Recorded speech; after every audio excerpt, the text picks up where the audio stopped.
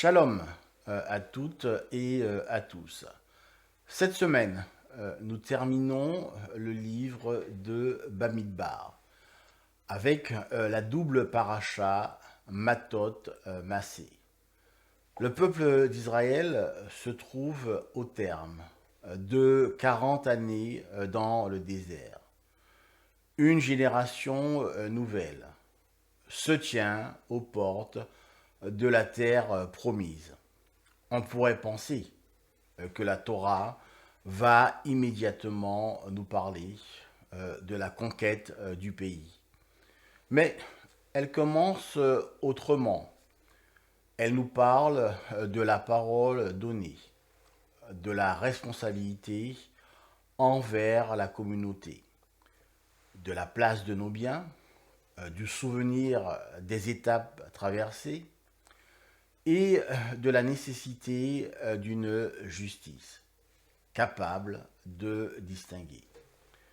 Derrière ces sujets apparemment différents, une même question apparaît. Comment un peuple libéré devient-il un peuple responsable? Matot commence par une loi fondamentale concernant les vœux. La Torah dit Ish ki yidor nider la Adonai lo yael devaro kerol hayotse mipiv yaase. L'homme fait un vœu à Adonai. Il ne profanera pas sa parole. Il accomplira tout ce qui est sorti de sa bouche. La Torah aurait pu dire simplement « Tiens ta promesse », mais elle utilise une expression beaucoup plus forte.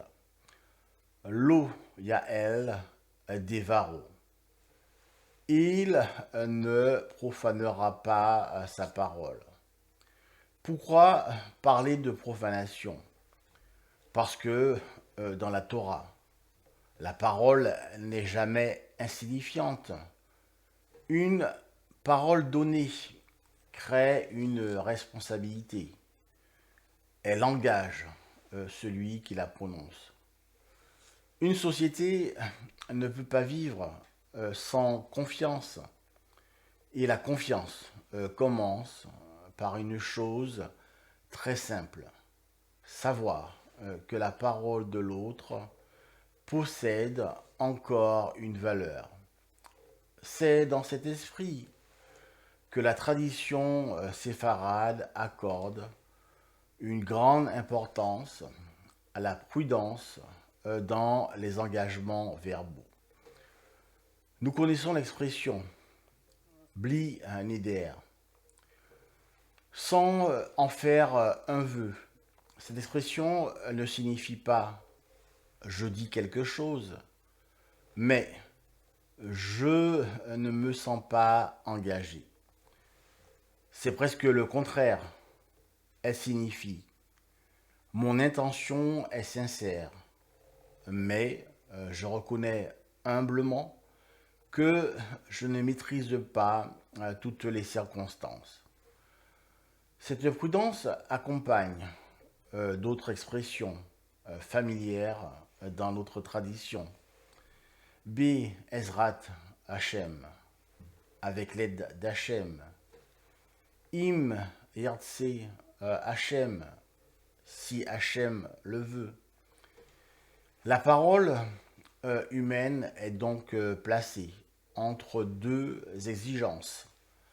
La responsabilité de tenir ses engagements et l'humilité de reconnaître ses limites. Un peu plus loin, Matot nous raconte à la demande des tribus de Réhouven et de Gad.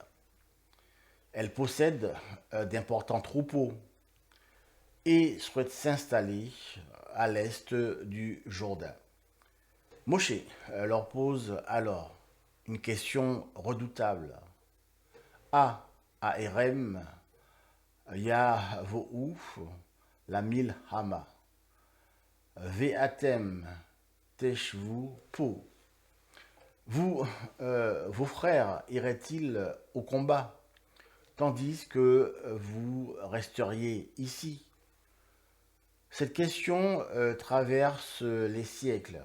Peut-on vouloir bénéficier d'une histoire collective tout en refusant d'emporter la charge? Peut-on construire tranquillement son avenir lorsque les autres affrontent seuls la difficulté?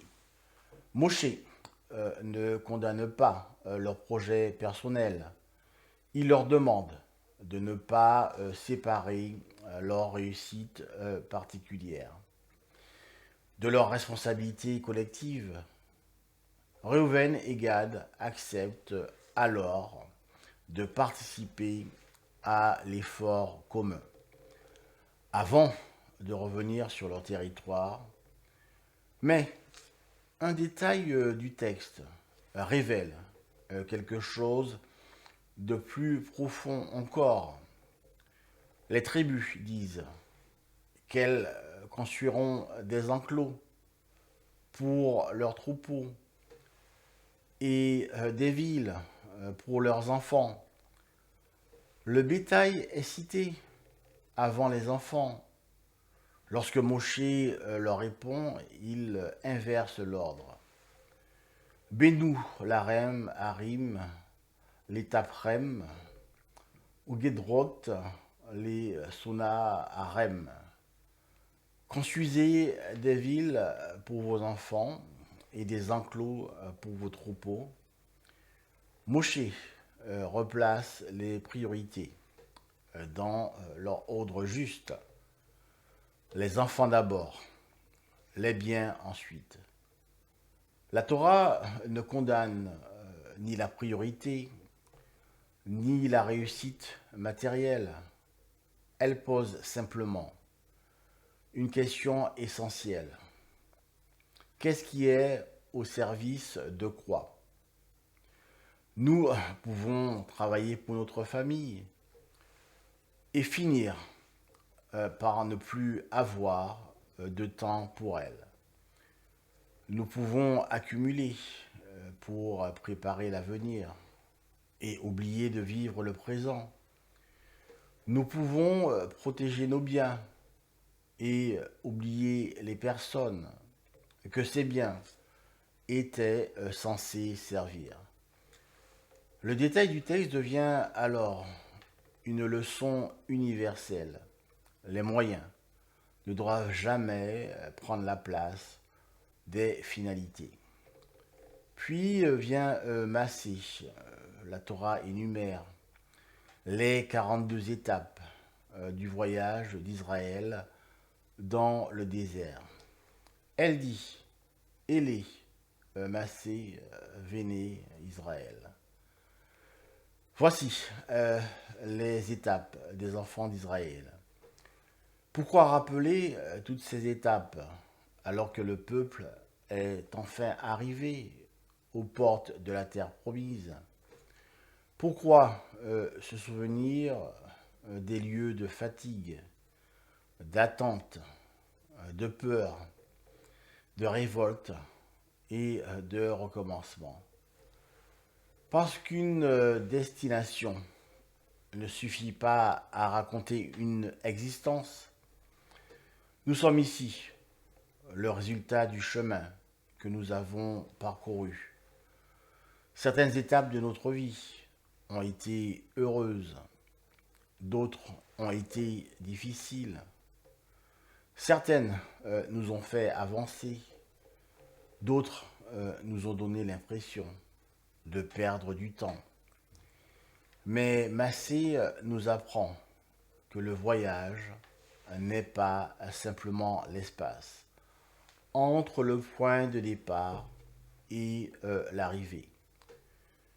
Le voyage transforme celui qui marche. C'est une idée particulièrement forte dans la mémoire séfarade. Beaucoup de familles peuvent raconter leur histoire à travers des noms de villes, et de pays. Fès, Meknès, Tétouan, Oran, Tlemcen, Tunis, Djerba, Salonique, Istanbul, Alep, Damas, Jérusalem, Marseille ou Paris. Ces lieux ne sont pas seulement des points sur une carte, ils portent un souvenir, des mélodies, des traditions, des accents, des recettes, des prières, des maîtres et des histoires familiales.